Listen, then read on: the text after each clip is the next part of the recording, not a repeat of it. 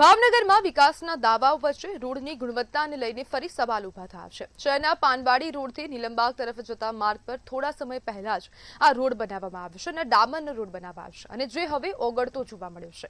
ભારે વાહનોની અવરજવર થતા રોડનું ડામર પીગળી સાઈડમાં ખસતું નજરે પડી રહ્યું છે, જેના કારણે વાહન ચાલકોમાં પણ ચિંતા ફેલાઈ છે। લાખો રૂપિયાના ખર્ચે આ રોડ બનાવવામાં આવ્યો છે, તેની આવી હાલત હોવાથી કોન્ટ્રાક્ટર અને તંત્રની કામગીરી પર બંને પર શંકા જઈ રહી છે। લોકોનો આક્ષેપ છે કે રોડ બનાવવામાં નબળી ગુણવત્તાની સામગ્રીનો ઉપયોગ થયો છે, જેના કારણે થોડા જ સમયમાં રસ્તાની હાલત બગડી ગઈ છે અને સવાલ પણ ઉભા થઈ રહ્યા છે કે રોડનું કામ પૂર્ણ થયા બાદ ગુણવત્તાની ચકાસણી કોણ કરે છે? શું માત્ર કાગળ પર જ મંજૂરી આપી દેવામાં આવે છે? જો શરૂઆતમાં જ યોગ્ય મોનિટરિંગ કરવામાં આવ્યું હોત તો શું આજે રોડ ઓગળવાની સ્થિતિ સર્જાત? હવે લોકો માંગ કરી રહ્યા છે કે સમગ્ર મામલે જવાબદાર કોન્ટ્રાક્ટરની સામે કડક કાર્યવાહી કરવામાં આવે અને તંત્રને પણ હવે વારંવાર કહેવામાં આવી રહ્યું છે કે જો ભાવનગર વિસ્તારમાં આવી ઘટનાઓ બનતી હોય છે, જે ઓગળતો ભ્રષ્ટાચાર ક્યાંક ને ક્યાંક સામે આવી રહ્યો છે, કોન્ટ્રાક્ટરની બેદરકારીના કારણે જે હલકી ગુણવત્તાનો માલ સામાન યુઝ થઈ રહ્યો છે, તેવા પ્રકારના આક્ષેપો થઈ રહ્યા છે। તો હવે કાર્યવાહી ક્યારે કરવામાં આવશે તેવા અનેક પ્રશ્નો ઉભા થઈ રહ્યા છે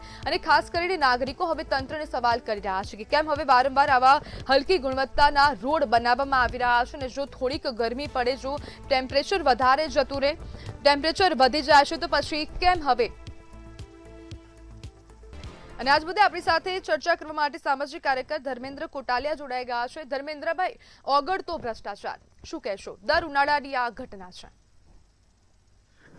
જી, આપે જે વાત કરી તે સાવ સાચી સત્ય છે। વારંવાર હર ઉનાળામાં ભાવનગર મ્યુનિસિપલ કોર્પોરેશનના કટકીબાજ ભાજપના ભ્રષ્ટાચારી નેતાઓ દ્વારા જે કટકીઓ કરવામાં આવે છે અને કોન્ટ્રાક્ટરોને કામ દેવામાં આવે છે, તે બધા જ કોન્ટ્રાક્ટરોમાં મોટાભાગના કોન્ટ્રાક્ટરો છે તેના દ્વારા આવી હલકી ગુણવત્તાના કામ કરવામાં આવ્યા હોય એવું આ પહેલી વાર નથી, આવું અઢળક વાર સામે આવ્યું છે અને આવા કોન્ટ્રાક્ટરો વારંવાર હલકી ગુણવત્તાનું કામ કરી અને પ્રજાના ટેક્સના પૈસાનો જાણે વેડફાટ માંડ્યો હોય એવી રીતનું કૃત્ય આચરે છે। હવે આ લોકોનું મનોબળ એટલું બધું આમ મજબૂત બને છે કારણ કે ભાવનગર મ્યુનિસિપલ કોર્પોરેશન કોઈ જાતની એક્શન લેતી નથી અને જો એક્શન લે છે તો કોઈ પણ જાતના પ્રેશરમાં આવીને તરત જ તેને પાછું રિએક્ટ કરી દેવામાં આવે છે।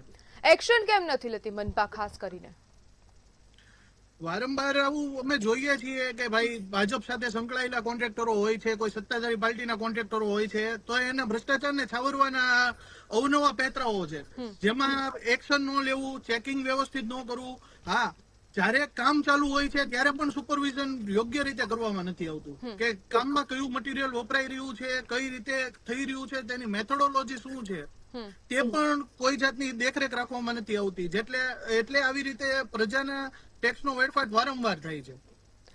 ધર્મેન્દ્રભાઈ, લોકોને હાલાકી પડી રહી છે, જવાબદાર કોણ છે? તંત્ર છે કે પછી કોન્ટ્રાક્ટર? આપ શું માનો છો?